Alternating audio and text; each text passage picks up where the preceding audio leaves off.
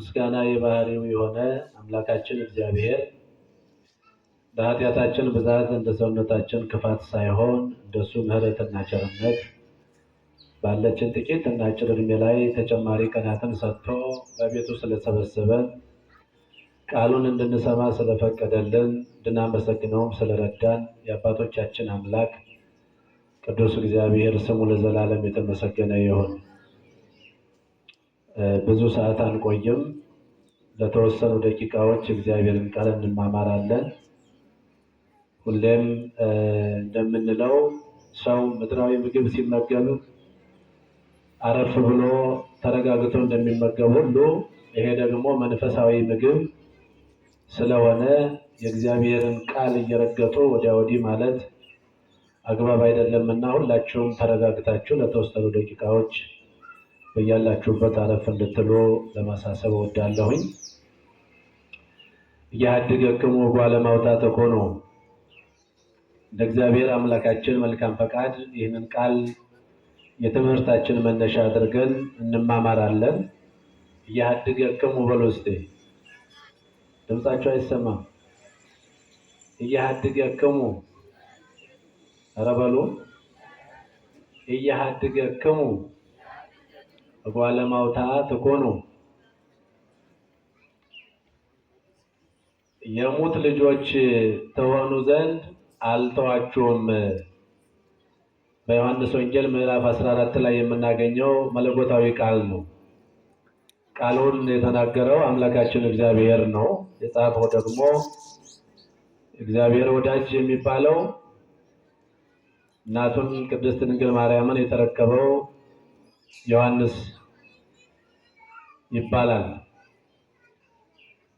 እንደ ሙት ልጆች በሉ እስቲ፣ አይሰማም ድምጻችሁ። አልተዋችሁም። የትምህርታችን ርዕስ ምንድነው? አልተዋችሁም ነው። እስቲ ሁላችሁም በሉ። አይሰማኝም። የማይተወን አምላካችን እግዚአብሔር ሁላችንንም ይጠብቀን። በዚህ ርዕስ መነሻነት ለተወሰኑ ደቂቃዎች እንማማራለን። የቃሉ ባለቤት አምላካችን እግዚአብሔር ቃሉን በልቡናችን ጽላት ላይ ይጻፍልን። እንግዲህ እንደተባለው ዛሬ በቤተ ክርስቲያናችን ስርዓተ አስተምህሮ የሚነገረው፣ የሚዘከረው፣ የሚነበበው፣ የሚተረጎመው ስለ ዕርገቱ ነው። አምላካችን መድኃኒታችን ኢየሱስ ክርስቶስ ሞትን ድል አድርጎ ከተነሳ በኋላ ለቅዱሳን ሐዋርያት በተለያየ ጊዜ እየተገለጠ ሲያስተምራቸው ሰንብተዋል። እንዲሁም ደግሞ በተለየ ሁኔታ 3 ጉባኤዎችን አድርጓል። 3 ጉባኤዎችን ማለት የመጀመሪያው እንደተነሳ በዝግ ቤት አግኝቷቸዋል። በሁለተኛው የዳግም ትንሣኤ አግኝቷቸው አመካክሯቸው አነጋግሯቸዋል። በሶስተኛ በተነሳ በ25ኛው ቀንም እንዲሁ አግኝቷቸው ታላቅ ጉባኤ አድርገው ከቅዱሳን ሐዋርያት ጋር ተመካክረዋል። ከዚያ ውጭ እየተገለጠላቸው እየተገናኛቸው 40 ቀን እያስተማራቸው ቆይቷል። መጽሐፈ ኪዳን፣ ትምህርተ ኪዳን የሚባለውን ትምህርት ነው ያስተማራቸው። ሥርዓተ ቤተ ክርስቲያንን ነው ያስተማራቸው። እያስተማራቸው 40 ቀን ከነሱ ጋር ቆይቷል። ከዛ በኋላ እንደሚሄድ ነገራቸው። ወደ ሰማይ እንደሚያርግ ወደ አባቱ እንደሚመለስ ነገራቸው። በዚህ ጊዜ ቅዱሳን ሐዋርያት የማዘን ተስፋ የመቁረጥ የማሰብ ሁኔታ ይታይባቸው ነበርና በዚሁ በዮሐንስ ወንጌል ምዕራፍ 14 ላይ እይደንግጽክሙ ልብክሙ እመኑ በእግዚአብሔር፣ ልባችሁ አይደንግጥ፣ ልባችሁ አይታወክባችሁ፣ በእግዚአብሔር እመኑ፣ በእኔም እመኑ። በአባቴ ቤት ብዙ መኖሪያ አለ። እኔ ወደዚያ የምሄደው ልተዋችሁ አይደለም፣ ከእናንተ ተለይቼ ልኖር አይደለም። በዚያ የምሄደው ስፍራ ላዘጋጅላችሁ ነው፣ ቦታ ላዘጋጅላችሁ ነው። ቦታ ካዘጋጀሁላችሁ በኋላ መጥቼ ወስዳችኋለሁ። እያለ እንደ ልጅ እያባበለ እያታለለ ይመክራቸው ነበረ እና በዚህ ጊዜ የእርገቱ ቀን ሲደርስ ወደ ሰማይ የሚያርግበት ሰዓት ሲደርስ እንዳይረበሹ እንዳይታወቁ ከኢየሩሳሌም ወደ ቢታንያ ይዟቸው ወጣ ይላል። በዛ ቢታንያ ማለት ደብረ ዘይት እንተ ገቦ ደብረ ዘይት ደብረ ዘይት የሚባለው ተራራ ላይ ይዟቸው ከወጣ በኋላ እያስተማራቸው እየመከራቸው እነሱም ጥያቄ እየጠየቁት እያለ ከፍ ከፍ አለ ወደ ሰማይ። በርቀት አይደለ በርቀት እያዩት ወደ ሰማይ ከፍ ከፍ አለ ይላል። ከፍ ሲል እየባረካቸው እነሱም ዓይናቸውን ወደ ሰማይ አቅንተው በዓይናቸው እያዩት እሱም ወደ ታይ እንዲህ አድርጎ ልጆቹን እየባረካቸው ወደ ሰማይ ከፍ አለ። ደመናም ተቀበለችው ከፊታቸው ተሰወረ ይላል። ክብርና ምስጋና ለአምላካችን ለእግዚአብሔር ይሁን። አምላካችን እግዚአብሔር በዚህ ጊዜ ከማረጉ በፊት ለልጆቹ የሰጠው የተስፋ ቃል አለ። እንዴት እንሆናለን? እንዴት ጥለን ትሄዳለህ? እንዴት ብቻችንን መኖር እንችላለን? ሲሉ አንደኛ የነገራቸው ቃል አለ። እኔ የምሄደው ልተዋችሁ አይደለም፣ ቦታ ላዘጋጅላችሁ ነው አላቸው። ምን ላዘጋጅላችሁ ነው? እስቲ ንገሩኝ። የት ንገሩኝ እንጂ ክርስቲያን የት ነው አገሩ? ይችማ የኮንትራት ኑሮ ናት እኮ መቼ እንደምንጠራም አናውቅም። መኖሪያችን አምላካችን ለዘላለም የሚያዘጋጅልን ስፍራ በላይ በሰማይ ነው እና ስፍራ ላዘጋጅላችሁ ነው የሚሄደው። አዘጋጅላችኋለሁ አለ። ክብርና ምስጋና ለስሙ ይሁን። እኔ ላዘጋጅላችሁ ነው የሚሄድ። ሁለተኛ ደግሞ ብሄድም አለ እንደ ሙት ልጆች አልተዋችሁም። እንደምን ልጆች? ኧረ በማርያም ነገሩ እንደ ሙት ልጆች። አያችሁ እንዴት እንደሚያስብላቸው ለደቀ መዛሙርቱ። ለደቀ መዛሙርቱ ብቻ አይደሉም፣ 120 ቤተሰብ ነው የሚባሉት። 36ቱ ቅዱሳት አንስት አሉ፣ 36 ሴቶች አሉ፣ የጌታ ተማሪዎች ናቸው። 12ቱ ሐዋርያት አሉ፣ እንደገና 72 አሉ፣ 72 ደቀ መዛሙርት አሉ። እነዚህ ሲደመሩ 120 ቤተሰብ ይሆናሉ። እነዚህ ሁሉ እያዩት ነው። እነዚህን ሁሉ ጠርቶ እነዚህ ሁሉ እያዩት ነው ወደ ሰማይ ያረገው ከፍ ከፍ ያለው እና እንደ ሙት ልጆች አልተዋችሁም አለ። የሙት ልጅ እንዴት እንደሆነ ታውቃላችሁ። አባት የሌለው ልጅ፣ እናት የሌለው ልጅ፣ ቢበላ የማይጠግብ ቢጠጣ የማይረካ ቢለብስ የማያምርበት ሁሌ እናት አባት ባየ ቁጥር እየተነፋረቀ አባቱን እያስታወሰ እናቱን እያስታወሰ እንባውን እያፈሰሰ ልብሱ ላዩ ላይ አልቆ ተቀዳዶ የሚያስብለት የሚያዝንለት የሚራራለት የሌለ በስቃይ ኑሮውን የሚያሳልፍ ነው ወላጅ አልባ ወይም ደግሞ አባት እናት የሌለው ልጅ። ስለዚህ ለቅዱሳን ሐዋርያት ለ36ቱ ቅዱሳት አንስት ለ72ቱ አርድእት ወላጃቸው እንደ ወላጃቸው እግዚአብሔር ነው፣ እንደ አባታቸው እግዚአብሔር ነው፣ እንደ እናታቸው እግዚአብሔር ነው። ሲታመሙ እየፈወሳቸው ጥቂቱን አበርክቶ እያበላቸው በበረሃ ሳይቀር ስንት ተአምራት እያሳያቸው የቃሉን ትምህርት እያስተማራቸው የእጁን ተአምራት እያሳያቸው ከእሱ ጋር አብረው እንደ አባት እንደ እናት ቆይተዋል። አሁን ለብዙ ጊዜ ከቆየ በኋላ ብዙ ነገር ከለመዱ በኋላ ብዙ ነገር ካስለመዳቸው በኋላ ጥሏቸው ሲሄድ አያሳዝንም እንዴ? አያሳስብም? ያሳስባል። እዚህ እንኳን ኢትዮጵያ ውስጥ የሚኖሩ ልጆች እናት አባት ኑሯቸው እናት አባታቸው ወደ ውጭ ዓለም ሲሄዱ የመምጫ ጊዜያቸውን ይናፍቃሉ፣ ያለቅሳሉ። እሱ ደግሞ ወደ ሰማይ ነው የሚሄደው፣ ሊርቅ ነው እና ሊሄድ ነው ሲላቸው ገና ነው ያዘኑት። ግድ የላቸውም፣ አትዘኑ። አንደኛው የሚሄድበት ምክንያት ቦታ ላዘጋጅላችሁ ነው። ይሄ የኔም የእናንተም ቦታ አይደለም። ይሄ የኔም የእናንተም መኖሪያ አይደለም። መኖሪያችን በላይ ነው አላቸው። ሁለተኛው ደግሞ ብሄድ እንኳን እንደ ሙት ልጆች ትቻችሁ አልሄድም። ያልተወንና የማይተወን አምላካችን እግዚአብሔር ስሙ ለዘላለም የተመሰገነ ይሁን። አልተዋችሁም አላቸውና በዚያ ሲሄድ እንደማይተዋቸው ነገራቸው። አሁን እኔ እስከምወስዳችሁ እኔ እስከምመጣ ሌላ አጽናኝ እልክላችኋለሁ። አንትሙ ሰንበሩ ሀገረ ኢየሩሳሌም እስከ ትለብሱ ኃይለ ማርያም፣ እኔ ከላይ ኃይልን እስከምልክላችሁ ድረስ በኢየሩሳሌም ተቀመጡ፣ ከኢየሩሳሌም አትውጡ። ከዛ ከሄድኩ በኋላ ደግሞ እናንተን የሚያጽናና እናንተን የሚያረጋጋ እናንተን ተረጋግታችሁ እንድትኖሩ የሚያደርግ መንፈስ ቅዱስን እልክላችኋለሁ አላቸው። አንደኛው ቦታ ሊያዘጋጅላቸው ነው። ሁለተኛው ደግሞ አጽናኝ የሆነውን መንፈስ ሊልክላቸው ነው።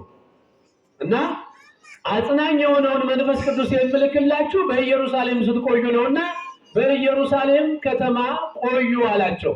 ኢየሩሳሌም ማለት አሁን እኛ የምንስለው ይሄ በውጭው ዓለም በእስራኤል ሀገር ያለችውን ኢየሩሳሌም ነው አይደለ? ኢየሩሳሌም ሲባል ትዝ የሚለን እሱ ነው። ሰዎች ብር ከፍለው ገንዘብ ከፍለው ጌታ የተወለደበት፣ ጌታ የተሰቀለበት፣ ጌታ ያስተማረበት የመጽሐፍ ቅዱስ ታሪክ በሙሉ የተፈጸመበት ኢየሩሳሌም ብለው የሚያስቡት ያን ኢየሩሳሌም ነው የምናስበው። ግን ኢየሩሳሌም ማለት ኢየሩሳሌም የውጭው ሳይሆን ኢየሩሳሌም ማለት ቤተ ክርስቲያን ናት። ምንድን ናት? ኢየሩሳሌም ማለት ቤተ ክርስቲያን ናት። እና በኢየሩሳሌም ቆዩ አላቸው። ምክንያቱም በኢየሩሳሌም ከቆያችሁ መንፈስ ቅዱስ ይወርድላችኋል። በኢየሩሳሌም ከቆያችሁ መንፈስ ቅዱስን ትቀበላላችሁ። በኢየሩሳሌም ከቆያችሁ መንፈስ ቅዱስ በእናንተ ላይ ያድራል። ከቤተ ክርስቲያን ከወጣችሁ ከኢየሩሳሌም ከወጣችሁ ደግሞ መንፈስ ቅዱስ አይመጣም ማለት። መንፈስ ቅዱስ የሚገኘው ጠጅ ቤት አይደለም። መንፈስ ቅዱስ የሚገኘው መጠጥ ቤት አይደለም። መንፈስ ቅዱስ የሚገኘው እዚህ ዓለማዊ ቦታ ላይ አይደለም። መንፈስ ቅዱስ የሚታደለው ቤተ ክርስቲያን ነው። ስለዚህ ቤተ ክርስቲያን የምንቆይበት፣ ቤተ ክርስቲያን የምንገኝበት፣ ቤተ ክርስቲያን የምንቀበጥበት አንዱ ምክንያት መንፈስ ቅዱስ የሚገኝበት ቦታ ስለሆነ ነው። መንፈስ ቅዱስን ከተቀበላችሁ በኋላ ዓለም ላይ የሚያሸንፋችሁ ኃይል የለም አላቸው።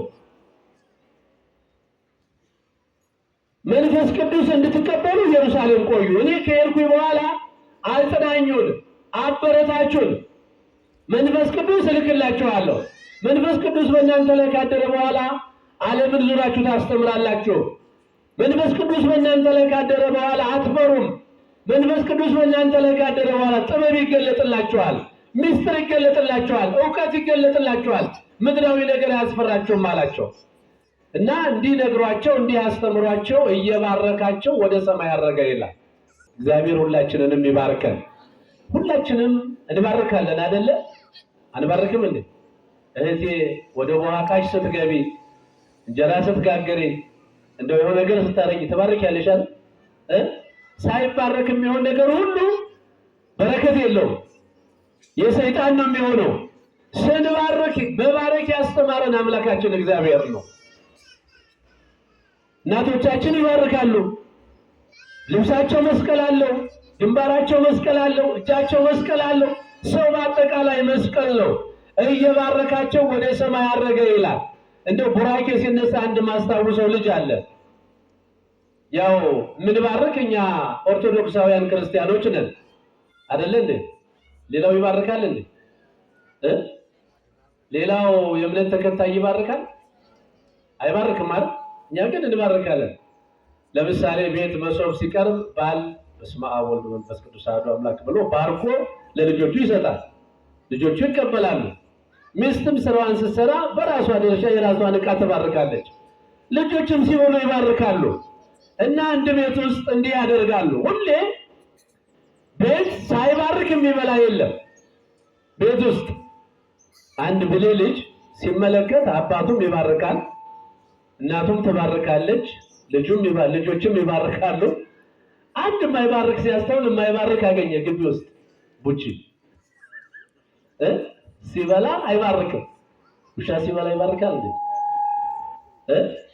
ንገሩኝ እስቲ። ውሻ ሲበላ ይባርካል?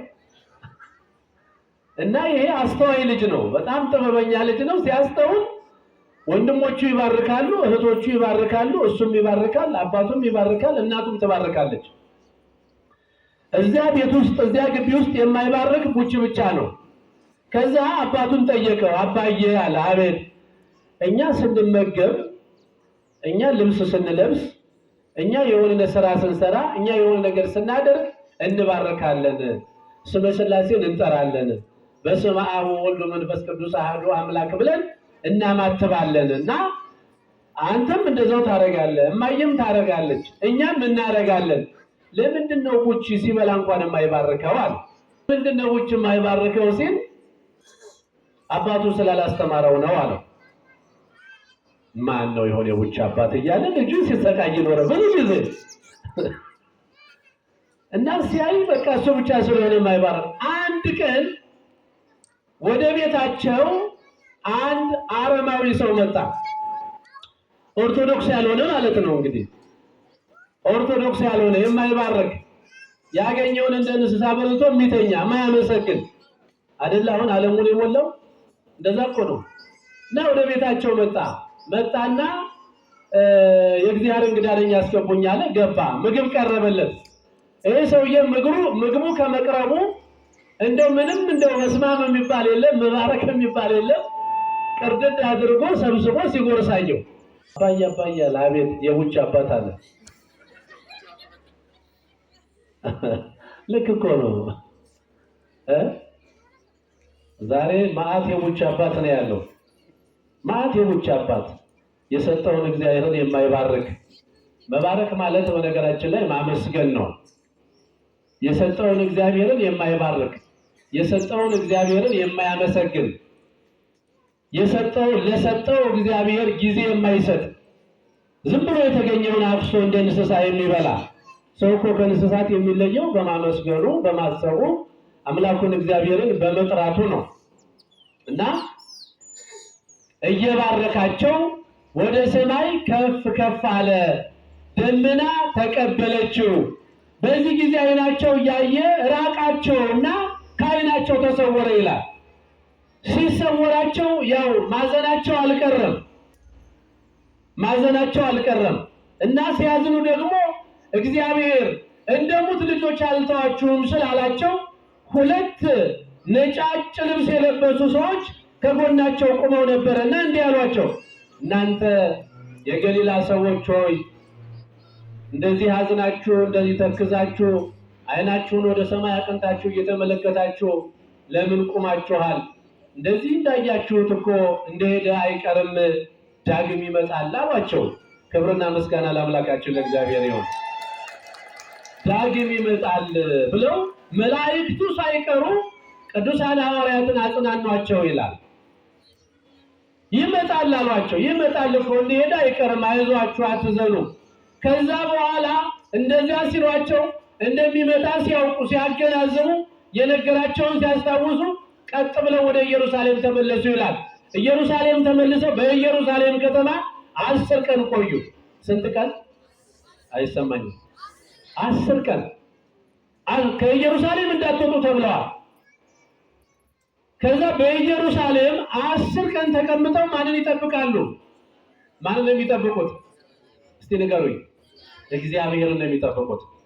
በዚያ ተቀምጠው እግዚአብሔርን እየጠበቁ እግዚአብሔር የነገራቸውን እየጠበቁ እያለ በ10ኛው ቀን የዛሬ ሳምንት ማለት ቀጣይ ሳምንት በ10ኛው ቀን ልክ በ3 ሰዓት እግዚአብሔር መንፈስ ቅዱስ ላከላቸው ይላል። ክብርና ምስጋና ለአምላካችን ለእግዚአብሔር ይሁን። ማንን ላከላቸው? መንፈስ ቅዱስ ላከላቸው። ስለተቀመጡ ኢየሩሳሌም እንዴት? ትእዛዙን ስላከበሩ፣ ቃሉን ስላከበሩ፣ ከኢየሩሳሌም ስላልወጡ፣ ታዛዦች ስለሆኑ በኢየሩሳሌም ከተማ ተቀምጠው ሲጠብቁ እግዚአብሔር ሂዶ መንፈስ ቅዱስን አጽናኙን መንፈስ ቅዱስን ላከላቸው። መንፈስ ቅዱስ በሁላቸውም ላይ አደረ ይላል። በእነሱ ላይ ያደረ መንፈስ ቅዱስ በእኛም ላይ ይደረብን። ልክ መንፈስ ቅዱስ በሐዋርያት ላይ ሲያድርባቸው መንፈስ ቅዱስ ጥበብ ገለጸላቸው፣ ዕውቀት ገለጸላቸው። ኃይል ሆናቸው፣ ጽን ሆናቸው፣ በረቱ። በፊት አምላካችን መድኃኒታችን ኢየሱስ ክርስቶስ ሞትን ድል አድርጎ ከተነሳ በኋላ ፈርተው ቤታቸውን ዘግተው ክርስቶስ ላይ የደረሰው መከራ እኛ ላይ ይደርሳል ብለው እየተንቀጠቀጡ በራቸውን ዘግተው ተቀምጠው የነበሩት ሐዋርያት ለስብከት ተነሱ። ለስብከት መነሳት ብቻ አይደለም፣ ለስብከት ሲነሱ ቋንቋ ተገለጸላቸው። አንድ ቋንቋ ነበር የሚያውቁት ቅዱሳን ሐዋርያት። መንፈስ ቅዱስን ሲቀበሉ 7 ቋንቋ ተገለጸላቸው። እስቲ እግዚአብሔርን አመስግኑ። ኧረ ይቺ ምን ትሆናለች? 7 ቋንቋ። እስኪ እንደው አሁን እኛ ትምህርት እንማራለን። እኔ እንኳን አልተማርኩም፣ እናንተ ትማራላችሁ። 12 ዓመት ተምራችኋል አይደለ? እስቲ ቋንቋ በደንብ ትችላላችሁ? አንድ እንግሊዘኛ እንኳን ለማወቅ 12 ዓመት። ለዛውም ምን አንዳንድ ሰዎች ሲመረቁ እዛ 6 ኪሎ አካባቢ ሰዎች ቃለ መጠይቅ ያደርጉላቸዋል። 12 ዓመት ተምረው በእንግሊዘኛ ተናገር ሲባል መናገር አይችልም። አየህ፣ 12 ዓመት ስለተጎዘጎዝክ አይደለም ሚስጥር የሚገለጸው፣ ጥበብ የሚገለጸው፣ ቋንቋ የሚገለጸው። ቤተክርስቲያን ቁጭ ብለህ እግዚአብሔርን ስትለምን አንድ ጊዜ የሀገሩን ሁሉ ቋንቋ ያፈላልሃል። አመስግን እግዚአብሔርን። እና ቅዱሳን ሐዋርያት 7 ቋንቋ ተገለጸላቸው በአንድ ጊዜ። ከዛ ቅዱስ ጴጥሮስ ተነስቶ መስበክ ጀመረ ይላል። በሌሎች ቋንቋ ሲናገር ሲያስተምር፣ እንዴ እነዚህ ሐዋርያት ውስጥ ጠጅ ጠጥተው ሰክረው ነው እንዴ እንደዚህ የሚቀባጀሩት አሏቸው ሰዎቹ። ከዛ ከሐዋርያት መካከል ደግሞ አንዱ ተነስቶ ኧረ አሁን የሚሰከርበት ሰዓት አይደለም፣ ገና 3 ሰዓት እኮ ነው አለ። ለካ ለመስከረም ጊዜ ያስፈልጋል። አያችሁ፣ የሚሰከረው ማታ አካባቢ ነው። አሁን ሰው በጠዋት ሰክሯል። በጠዋት ሲጠጣ አድሮ ጠዋት እየተወላገደ እየተንገዳገደ የሚገባ ሰው አለ። ይሄ ሰዓቱ አይደለም። ለዚህ የምታረጉ ሰዎች ስከሩ እያልኳችሁ አይደለም፣ ግን ለመስከረም ቢሆን ወቅትና ጊዜ አለ። ጠዋት ይሰከራል እና ሌሊቱ ሙሉ እኮ ነው። አሁን ሰው ሙሉ ሌሊት ሲጠጣ ነው የሚያደርገው። ሙሉ ሌሊት ይገርማችኋል። ማታ ወደ 4 ሰዓት ሲሆን ስራ እንዳለው ሰው ከቤት ወጥቶ ይሄዳል። ከዛ እየጨፈረ ሲጠጣ ያድራል። ጠዋት 2 ሰዓት 3 ሰዓት እየተወላገደ ነው የሚመጣው። መጥቶ እየተንገዛገዘ ይወድቃል። ኧረ አይደረግም እንደዚህ። የመስከሪያ እንኳን አሁን እኮ ገና 3 ሰዓት ነው አለ ሐዋርያው። የስካር አይደለም፣ አሁን እኮ ገና 3 ሰዓት ነው። ይሄ ሌላ ነው አለ። ከዛ ጸጥ ብለው ሲሰሙ በሀገራቸው ቋንቋ ነው፣ በእነሱ ቋንቋ ነው የሚያወራው። መንፈስ ቅዱስ እንደገለጠላቸው አወቁ። በአንድ ጊዜ በአንድ ስብከት፣ በአንድ ቅዱስ ጴጥሮስ ስብከት 3000 ሰው አመነ ይላል። እግዚአብሔርን አመስግኑ። በአንድ ስብከት ማን ስለ እሱ ጋር ማን ስላደረ ነው? መንፈስ ቅዱስ። መንፈስ ቅዱስ ሲኖር ስብከቱ ይጥማል። መንፈስ ቅዱስ ሲኖር ቋንቋው ይገለጣል። መንፈስ ቅዱስ ሲኖር ስብከቱ ይገለጣል። መንፈስ ቅዱስ ሲኖር ጥበቡ እውቀቱ ይገለጣል። መንፈስ ቅዱስ ከሌለ ምንም ነገር የለም። ስለዚህ መንፈስ ቅዱስን ለማግኘት ደግሞ ኢየሩሳሌም መጠበቅ ነው። ኢየሩሳሌም ደግሞ ቤተክርስቲያን ናት። ስለዚህ አምላካችን መድኃኒታችን ኢየሱስ ክርስቶስ ወደ ሰማይ ሲያርግ ለቅዱሳን ሐዋርያት የነገራቸው ነገር አንደኛው ቦታ ሊያዘጋጅላቸው፣ ሁለተኛው አጽናኝ የሆነውን መንፈስ ቅዱስን ሊልክላቸው፣ ሶስተኛ ደግሞ ራሱ መጥቶ እንደሚወስዳቸው ቃል ገብቶላቸዋል። እስካሁን የሆነው ጥሩ ነው። የሚያስፈራውና የሚያሰጋው ከዚህ በኋላ ያለው ነው። ለምን? እሱ ሲመጣ። ማን ሲመጣ? ይመጣል አለ እኮ ቅዱሳን መላእክቱ። ይመጣ እንዲህ ሄደ የሚቀር እንዳይመስላችሁ አሉ። እግዚአብሔር 3 መገለጦች አሉት። አንደኛው መገለጥ ራሱን ለዓለም ሲገልጥ ኦሪት ዘፍጥረት ምዕራፍ በመጀመሪያ እግዚአብሔር የታወቀው ሰማይና ምድርን ሲፈጥር ነው። የእግዚአብሔር አንደኛው መገለጥ ራሱን ለዓለም ሲያስተዋውቅ ዓለምን ሲፈጥር ነው። ሁለተኛው መገለጥ በእመቤታችን በእናታችን በቅድስት ድንግል ማርያም አማካኝነት ከሰማየ ሰማያት ወርዶ ከቅድስት ድንግል ማርያም ተወልዶ በፈለገ ዮርዳኖስ በእደ ዮሐንስ ተጠምቆ ሰው ሆኖ አይተነዋል። ይሄ ሁለተኛው መገለጥ ነው። ሶስተኛው መገለጥ ቀጣይ የሚሆነው ነው። ሶስተኛው መገለጥ ከዚህ በፊት እንደነበረው መገለጥ አይደለም። ሶስተኛው መገለጥ በበረት እንደዚህ ቀስ ብሎ ተኝቶ አይደለም። ሶስተኛው መገለጥ እንደ ድሃ ልጅ ሆኖ አይደለም። ሶስተኛው መገለጥ ዓለምን እንደፈጠረበት መገለጥ አይደለም። ሶስተኛው መገለጥ በክብር የሚሆን መገለጥ ነው። ሶስተኛው መገለጥ ዓለምን ለማሳለፍ የሚመጣ መገለጥ ነው። ሶስተኛው መገለጥ ኃጥአንና ጻድቃን የሚለዩበት መገለጥ ነው። የማቴዎስ ወንጌል ምዕራፍ 25 አመ ያዕቆብ አባጋ በማኑ አጣሪ በጸጋሙ እነዚህ 5 ሰነፎችና 5 ልባሞች 10 ቆነጃጅት ተብለው በምሳሌ የተነገሩበት ሰነፎቹ የፍየሎች ምሳሌዎች ናቸው። እንደገና ደግሞ ልባሞች የተባሉት ደግሞ በበግ የተመሰሉት ምሳሌዎች ናቸው። በኋላ በሚመጣ ጊዜ ኃጥአንን በግራው ጻድቃንን በቀኙ ለማቆም የሚመጣበት ጊዜ ነው። የሚያስፈራ ጊዜ ነው። ብቻውን አይደለም የሚመጣው፣ በግርማ ሞገሱ ነው የሚመጣው። ቅዱሳን መላእክትን አስከትሎ ነው የሚመጣው። ለፍርድ ነው የሚመጣው። እሳት ከፊቱ እየነደደ ነው የሚመጣው። ያን ጊዜ ከሱ ፊት ማን ይቆም ይሆን? እንችል ይሆን? ያን ጊዜ በሱ ፊት መቆም የሚችል ሰው ይኖር ይሆን? ፍጹም ስራችንን መስለን የምንነሳው ያኔ ነው። ያን ጊዜ አስገባይ ብሎ መጮህ የለም። ጮት የሚሰማበት ጊዜ አይደለም። ስለዚህ እግዚአብሔር ልጆች ዛሬ የምንማረው እግዚአብሔር አይተወንም። ካልተወን ደግሞ ትእዛዙን ተቀብለን መገኘት አለብን። እንዳይተወን በቤቱ መገኘት አለብን ነው የመጨረሻው መልእክት የሚሆነው። እግዚአብሔር እንዳይተወን በቤቱ መኖር አለብን። በቤቱ መቆየት አለብን። በቤቱ መጽናት አለብን። ቤቱ የት ነው? ንገሩኝ እንጂ ቤተ ክርስቲያን ነው። ከቤተ ክርስቲያን አትውጡ የተባልነው ለዚህ ነው። ቤተ ክርስቲያን እያለን የሚደርስብን መከራ እንኳን ቢኖር መከራው ቀላል ነው። ከቤተ ክርስቲያን ውጭ ሆነን የሚደርሰው መከራ ከባድ ነው። የእግዚአብሔር ልጆች ዓለም እንደዚህ ምስቅልቅሉ የወጣው ከቤተ ክርስቲያን ወጥቶ የእግዚአብሔርን ትእዛዝ ረስቶ የእግዚአብሔርን ሕግ ትቶ በራሱ ዓለም እየኖረ አስቸግሮ ነው። ስለዚህ ሰው ቤተ ክርስቲያን ሲቆይ አጽናኝ የሆነው መንፈስ ቅዱስ ያድርበታል። ምንም አይነት ነገር ቢመጣ መንፈስ ቅዱስ ያጽናናዋል። ቅዱሳን ሐዋርያትን ምንድን ነው ያላቸው? ማርቆስ 16 ላይ የመጨረሻ ቃል ሲነግራቸው እኔ ላድርግ ነው፣ እኔ ልሄድ ነው፣ ነገር ግን ከዚህ በኋላ እናንተ ሂዳችሁ ዓለምን ሁሉ እያጠመቃችኋቸው ደቀ መዛሙርት ታደርጓቸዋላችሁ። በእናንተ ላይ ምንም ነገር አይመጣም። እባብ ቢመጣ አይነክሳችሁም፣ ቢነክሳችሁ አያጠቃችሁም። እናንተ በዓለም ላይ ባለስልጣኖች ናችሁ ከኔ ጋር ከሆናችሁ ብሎ ስልጣንን ሁሉ ሰጥቷቸው ነው የሄደው።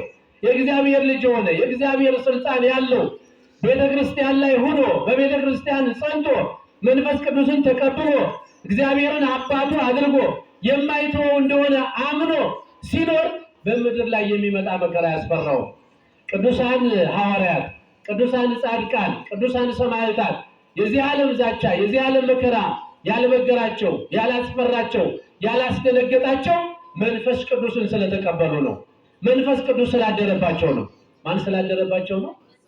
መንፈስ ቅዱስ። መንፈስ ቅዱስ ያደረበት አይፈራ። ብዙ ገቢረ ተአምራት ያደርጋል። ቢጸልይ ጸሎቱ ይሰማል። ለምሳሌ በዚህ በያዕቆብ መልእክት ላይ እንዲህ ይላል፣ የጻድቅ ሰው ጸሎት እጅግ ኃይልን ታደርጋለች ይላል። የምን ጸሎት? አይሰማኝም። የጻድቅ ሰው ጸሎት ምን ታደርጋለች? ኃይልን ታደርጋለች አለ። ይህን የተናገረው ሐዋርያው ቅዱስ ያዕቆብ ነው።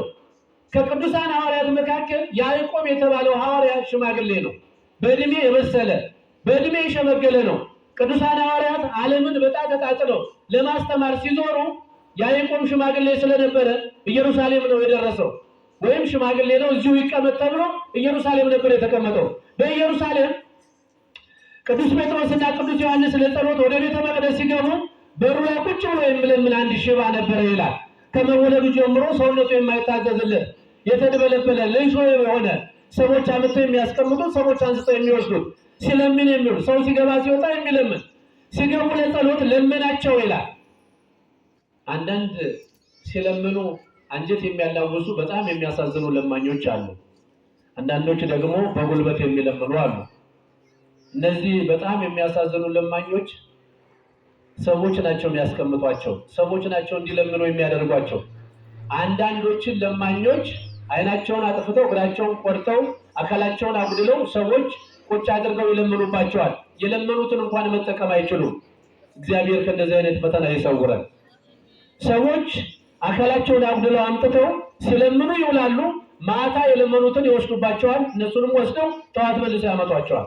እኔ ሰውዬ እንደዛ የሆነ ይመስለኛል። ሲለምን አንጀታቸውን አላወሰው ይላል እና ትተውት መግባት አልቻሉም። አዘኑለት።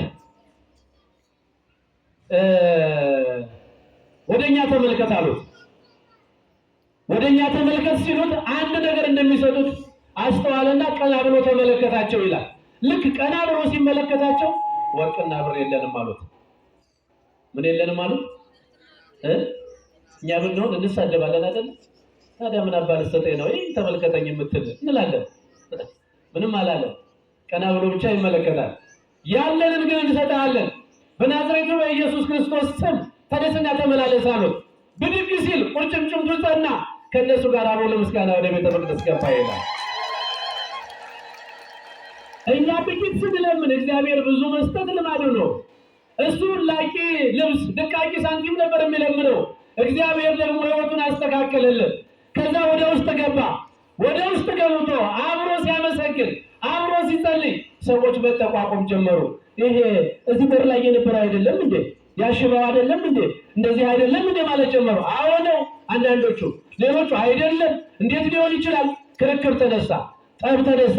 በአንድ ሰው ተጣሉ። በእናንተ መፈወስ የሚጨነቅ የሚቸገር የሚጣላ ሰው አለ። ከዛ ሐዋርያው ቅዱስ ያዕቆብ ሰው ግድ የለም አሁን ራሱ ሽባው ነው፣ ነገር ግን የጻድቅ ሰው ጸሎት ኃይልን ስለምታደርግ በቅዱሳን ሐዋርያት ጸሎት ነው የተነሳው፣ እግዚአብሔርን አመስግኑ አላቸው። ክብርና ምስጋና ለአምላካችን ለእግዚአብሔር ይሁን። ስለዚህ ቅዱሳን ሐዋርያት እግዚአብሔር መንፈስ ቅዱስ ያደረባቸው የመፈወስ ጸጋ አላቸው፣ የመፈወስ ስልጣን አላቸው። አዎ ወርቅና ብርማ የላቸውም፣ አትያዙ ተብለዋል። ማቴዎስ 10 ላይ እናንተ ወደ ዓለም ሂዱ፣ በዓለም ላይ ያለውን ሕዝብ መከራውን አቀሉለት፣ ሸክሙን አውርዱለት፣ ብሶቱን ጭንቀቱን ስሙትና ፍቱለት። ወደ ዓለም ሂዱ። ወደ ዓለም ስትሄዱ ወርቅና ብር አትያዙ ተብለዋል። ምን አትያዙ? ወርቅና ብር አትያዙ፣ ጫማ አትልበሱ፣ በትር አይኑራችሁ፣ ኮሚዳም አትያዙ፣ ሁለት ልብስም አትልበሱ አላቸው። ልብስም አትያዙ አላቸው እግዚአብሔር። ቅዱሳን ሐዋርያትን እስከ ዓለም ፍጻሜ ድረስ እኔ ከእናንተ ጋር ነኝ። ወርቅና ብር ቢኖራችሁ ወደ ዓለም ገብታችሁ ዓለሙን ስትዞሩ ስታስተምሩ፣ ቢርባችሁ ቢጠማችሁ በገንዘባችሁ ገዝታችሁ በልታችሁ ረሃብ አልቀን ነበረ ሞተን ነበረ ብር ባይኖረን ብላችሁ የኔን መጋቢነት በብር ትቀይራላችሁ፣ የኔን አልባሽነት በገንዘብ ትቀይራላችሁ። ስለዚህ ወርቅና ብር አይኖራችሁ። ወደ ዓለም ስትሄዱ ጫማ ለብሳችሁ እንቅፋት ቢመታችሁ እሾህ ቢወጋችሁ ዛሬ አልቆልን ነበረ፣ አውሬ ቢበላችሁ ዛሬ ሙተን ነበረ፣ ጫማችን አዳነን ብላችሁ የኔን ጠባቂነት ትዘነጋላችሁ አላቸው እግዚአብሔር። እናንተን የምጠብቃችሁ እኔ ነኝ፣ እናንተን የምመግባችሁ እኔ ነኝ፣ እናንተን የማኖራችሁ እኔ ነኝ። ስለዚህ ምንም አይኖራችሁ፣ እኔን ብቻ ይዛችሁ ሂዱ አላቸው። ቅዱሳን ሐዋርያት፣ ቅዱሳን ጻድቃን፣ ቅዱሳን ሰማዕታት ልብሳቸው ማን ነው? ማን ነው? ምግባቸው ማን ነው? መጠጣቸው ማን ነው? ጫማቸው ማን ነው? ጌጣቸው ማን ነው? በትራቸው ማን ነው? እግዚአብሔር ነው። እሱን ይዘው ነው የሄዱ እና አሁን ያለንን ሐዋርያትና ድሮ የነበሩትን ሐዋርያት አነጻጽሩን እስቲ። ሐዋርያት ነን አይደልኛ? አይደለንም? ብርና ወርቅ የለንም፣ ልብስ የለንም፣ ጫማ የለንም። አንድ ንውረድ አባ ገብረ ማርያም የሚባሉ ስራ አስኪያጅ ነበሩ አዲስ አበባ ሀገረ ስብከት። የተወሰኑ ጊዜ ብቻ ነው ያስተዳደሩትና በጣም ጥንቁቅ፣ በጣም ቁጥብ፣ በጣም ትክክለኛ መነኩሴ ነበሩ እና አስተዳዳሪ ወደ ቢሮአቸው ሲሄድ እንዲህ ብለው ጫማውን ያወጣል እና አንተ ይላል፣ አቤት ደሞዝ ስንት ነው? 10,000 ብር። ያረከው ጫማ ስንት ነው የተገዛው ይላሉ። አይገርማችሁም? እንደው ከዛ ልክ ጫማውንና ደሞዙን ያነጻጽሩና የማይገናኝ ከሆነ ሌባ ይላሉ። እና አሁን ያለን ሐዋርያት ከጫማ ጫማ፣ ከልብስ ልብስ፣ ከመኪና መኪና እንዴት ሆኖ መንፈስ ቅዱስ በእኛ ላይ ይሰራል? እግዚአብሔር ልቦና ይስጠን። ጸልዩልን እንጂ ጸልዩልን። ገንዘብ እኮ ከባድ ነው። ሁለት ጌታ እግዚአብሔርን የተገዳደረ ቢኖር ዓለም ላይ ገንዘብ ነው። አሐዱ ገብር ይክለክል ያጋይስ ተቀኔዮ፣ አንድ ባሪያ ለሁለት ጌቶች መገዛት አይችልም ይልና አንዱ ጌታ እግዚአብሔር ነው፣ አንዱ ጌታ ገንዘብ ነው ይላል። አሁን እኛን ማን ይግዛል? ኧረ የለም። ዓለሙን ገንዘብ አይደል እየገዛው ያለው? ወንድም ወንድሙን የሚገል በገንዘብ ነው። ወንድም አባቱን የሚገል በገንዘብ ነው። ወንድም ወንድሙን የሚሸጥ እህት እህቱን የሚሸጥ በገንዘብ ነው። እግዚአብሔር ልቦና ይስጣል። ቅዱሳን ሐዋርያት ይሄ ሁሉ አልነበራቸውም። ገንዘባቸው እግዚአብሔር ነበረ። እግዚአብሔርን ገንዘብ አድርገው ስለተመላለሱ፣ እግዚአብሔርን ገንዘብ አድርገው ስለሄዱ ይሄው ሲጸልዩ ተነስ ሲሉት ይነሳል ሽባው፣ ተነስ ሲሉት ይነሳል፣ ስማ ሲሉት ይሰማል ደንቆሮ፣ እይ ሲሉት ያያል ዲዳው። በአንድ ወቅት አብርሃምን እግዚአብሔር ከሀገሩ በረሃብ ምክንያት ተሰደደ። ጌራራ ወደሚባል ሀገር ሲሰደድ ሚስቱ ቆንጆ ነበረ ይችላል። የጌራራው ንጉሥ ገና ሲያስብ አብርሃም ፈራና እንዲህ አለ፣ እንግዲህ ሳራ እመቤቴ አሁን ወደ ጌራራ ስንሄድ በዚህ በጌራራ ስንደርስ የጌራራ ሰዎች ውበትሽን አይተው ደም ግባትሽን አይተው እንዳይቀሙኝ ወይም ደግሞ እንዳይወስዱብኝ ወይም ደግሞ እንዳይገሉኝ እኔ ምንድን ባልሽ ነው ወይ ካሉሽ፣ አይ ባሌ አይደለም ወንድሜ ነው ያቸው አላት። ተስማምተው ሄዱ። የጌራራው ንጉሥ ሲያያት እንደተባለ ሆነ። ምን ናት ሲባል ባለቤቴ ናት፣ ማን ነው እህቴ ናት አለ። እህትስ ከሆነች በቃ ለኔ ትገባለች እችን የመሰለች ቆንጆ አለና ወሰዳት። ከዛ በኋላ ሌሊት ገና ሳይደርስባት የእግዚአብሔር መልአክ በሕልም ተገልጦ ነገረው፣ አንተ የወሰድካት ሴት የጻድቅ ሰው ሚስት ናት፣ መልስ። አሁን ይችን ካልመለስ እግዚአብሔር ይገድልሃል አለው። እና ይሄ ሰው ከእግር ጥፍሩ እስከ ራስ ጥፍሩ ድረስ አበጠ ይላል። ወደ አብርሃም ሂድና እንደውም አብርሃም ይጸልይልህ፣ አብርሃም ካልጸለየልህ አትድንም አለው። አብርሃም ምንድን ነው ንገሩኝ እንጂ አብርሃም ምንድን ነው? ጻድቅ ነው። ትጠራጠራላችሁ እንዴ የአብርሃምን ጽድቅ? አብርሃም ምንድን ነው? ጻድቅ ነው። ስለዚህ ምን ማለት ነው? እግዚአብሔር አብርሃም ይጸልይልህ እያለው ነው። አይ እኔ እኮ ወድጄ ማነው ፈቅጄ እኮ ጠይቄ እኮ ነው ያደረኩት የለኝም ብላ እኮ ነው እንዲህ አለ። አይ ይሄንን መልእክት ያመጣው ጠይቀ ስላደረገው በልብ ቅንነት ነው። በትዕቢት አድርገው ቢሆን ኖሮ ጠፍተህ ነበረ። አሁንም አብርሃም ይጸልይልህ ተባለ። ይሄ ሰው ወደ አብርሃም ሄዶ አብርሃምን ጠየቀውና ለአብርሃም ነገረው። አብርሃም ጸለየለት። አብርሃም ሲጸልይለት ይሄ ሰው ተፈወሰ። ክብርና ምስጋና ለእግዚአብሔር ይሁን። ስለዚህ በጻድቃን ላይ ማን አድሯል? ንገሩኝ። እግዚአብሔር መንፈስ ቅዱስ አድሯል። እግዚአብሔር መንፈስ ቅዱስ ያደረበት ደግሞ ይፈውሳል። ወደ ጻድቃን ሂዱ የሚባለው ለዚህ ነው። ወደ ተክለ ሃይማኖት ሂዱ፣ ወደ አቡነ ገብረ መንፈስ ቅዱስ ሂዱ። እኔ ሰው የዋህ ነው። አንድ በጣም የሚገርመኝ ነገር አለ።